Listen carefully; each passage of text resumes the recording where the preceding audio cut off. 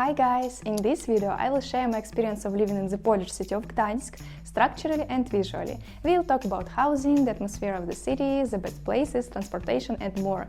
In the end, I will name the pros and cons of Gdańsk as a city for living and tourism, as well as tell you my impressions of Gdynia and Sopot. So let's get started. Gdańsk is a unique, beautiful and historically important city in the northern part of Poland. It is now home to about 450,000 people. The city itself stands on canals and yet is located on the shores of the Baltic Sea. Together with Sopot and Gdynia, it forms Trójmiasto, and Gdańsk is its leader.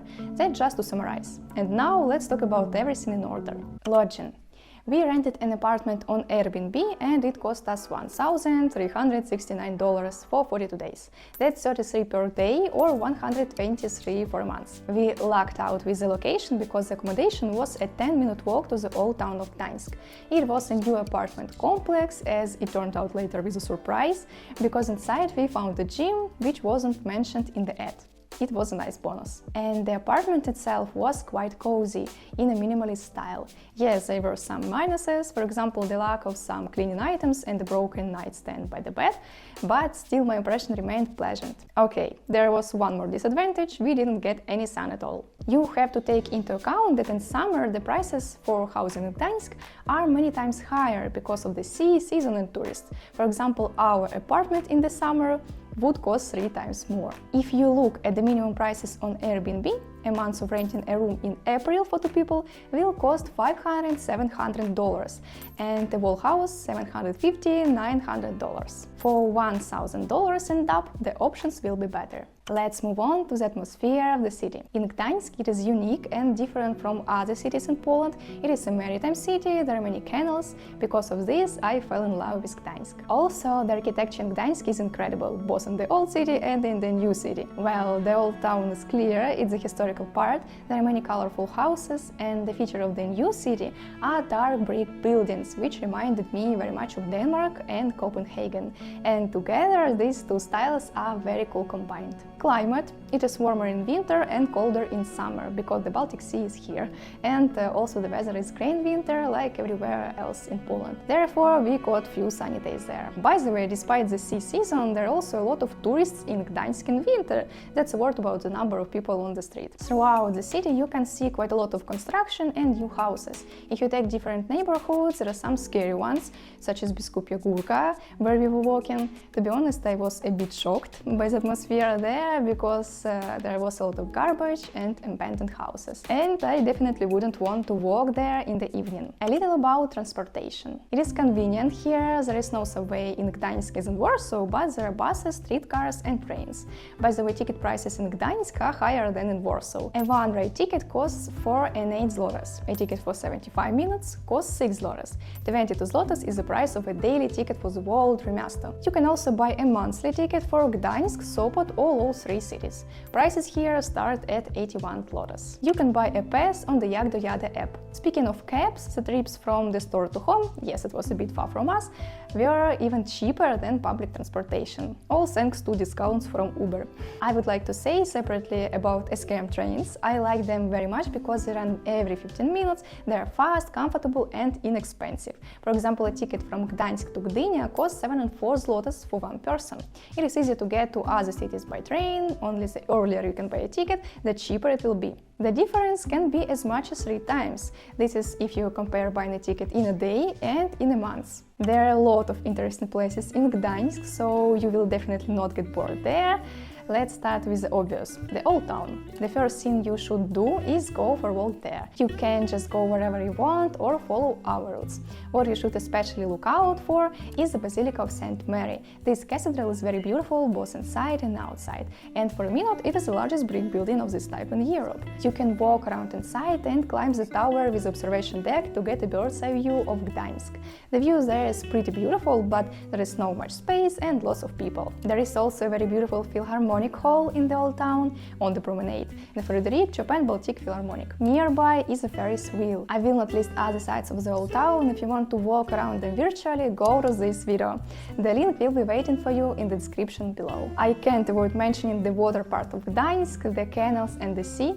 If you choose the canals, you can basically walk along the promenade, absorb the morning, afternoon and evening atmosphere of Gdańsk. You can also take a ride on a pleasure boat. And one more thing, be sure to take into account the location of point A and B, because there are not so many bridges here and bypassing the nearest bridge may take you a long time. And everything is clear about the sea. You just come to the sea, walk around the beaches or a beautiful pier. A few words about museums. There are a lot of them in Gdańsk. Among the most interesting, I would single out the Maritime Museum in the large ship, the Amber Museum and the Museum of the Second World War. From other interesting places you can go to the Forum. It is a shopping center or rather a creative shopping space with a lot of greenery and a canal running through the wall building. Next, be sure to check out the Polytechnic University or rather its campus. I really like the atmosphere there, reminded me of Hogwarts, and also take a look of the Oliva Park.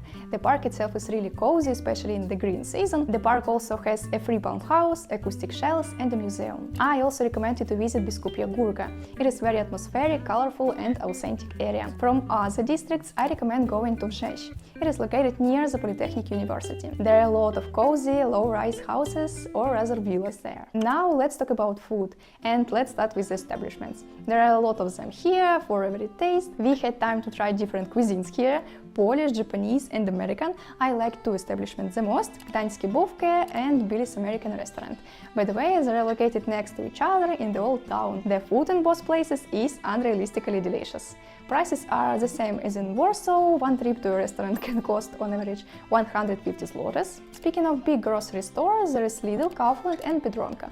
Lidl is our favorite, we loved it. The small stores are of course Żabka, you'll find them on almost every corner. Now I will tell you briefly about other Trójmiasto towns and one bonus one. The first in our queue is Sopot. It is a small, compact, beautiful and cozy resort town. There is an old part here and also a lot of private houses. On the one hand, the town is tiny and unremarkable, but nevertheless millions of tourists come here every year. And not only because of the sea, which is certainly beautiful here. Among the main attractions in Sopot is the Pier of Molo. It is the largest wooden pier in Europe. In summer it is even paid. There is also a lighthouse with an observation deck, Krut House and Grand Hotel, where Hitler and many other famous people lived. Plus, in Sopot there are cozy parks where you can stroll and relax. You can literally see the city in one day because it is small, as we did. Obviously, there are a lot of tourists here in the summer, but the beaches and the sea here is just love. Thanks to the sunny weather, the impression of the city remained only pleasant. What can be said about Gdynia? After this city, I had mixed impressions, not very pleasant. I had a lot of emotions that day, but still the city is worth seeing, especially in summer. Yes, it's not super touristy, it's a port city and rather meant for living. And the Poles themselves choose Gdynia as the happiest city in Poland. Since it is a port city, many attractions are located in the harbor area, which is very convenient. Any location can be reached on foot. Gdynia is also famous for its unique architecture and history, what makes it different from other Polish cities. It is a young city that was founded in the interwar period. Walking around it, you can often see such rounded buildings with maritime references. And also Gdynia attracts with its nature, but again, in summer. There is a nature reserve, Orlovsky Cliff and a beautiful wooden pier, Molo Orlovo. And you can also take a free elevator for a couple of minutes to the Kamienna Góra and look at the city from above. There is also a large indoor aquapark just outside the town. And about the bonus city, I think you have already guessed. It is Malbork. Well, I can't say much about the city itself, more about the castle. We went with the purpose to visit it, so we had time to walk only along the streets leading from the railway station to the castle, and also sat after a tour of the castle in McDonald's and walked around a small shopping center. There are the sights. The main scene is of course the castle, and I advise you to visit it. It is a really worthwhile place. Malbork is the biggest brick castle in the world. Not only the castle has a very beautiful architecture and history, but also this history is very interestingly presented through the audio guide.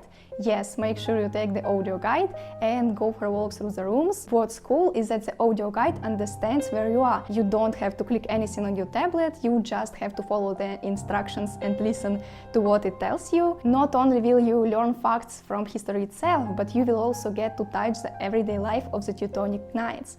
We filmed a tour of Malbork. I will also have a link in the description below. What are the pros and cons of Gdańsk that I can highlight? Well, firstly, it is very rich in places and impressions. Secondly, it has a unique atmosphere. Thirdly, it's a maritime city, and that's a big plus. Also, transportation is convenient here, therefore it's easy to move around the city as well as go to neighboring cities, Sopot, Gdynia, Malbork.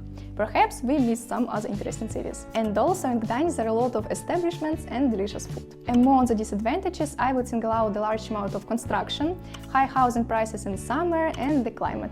In winter it can be windy and there are a few sunny days in Gdańsk. To summarize, I liked Gdańsk very much and no disadvantages could prevent it. I fell in love with it at first sight and enjoyed it for months and a half while we lived there. Another question, would I have stayed there for a long time?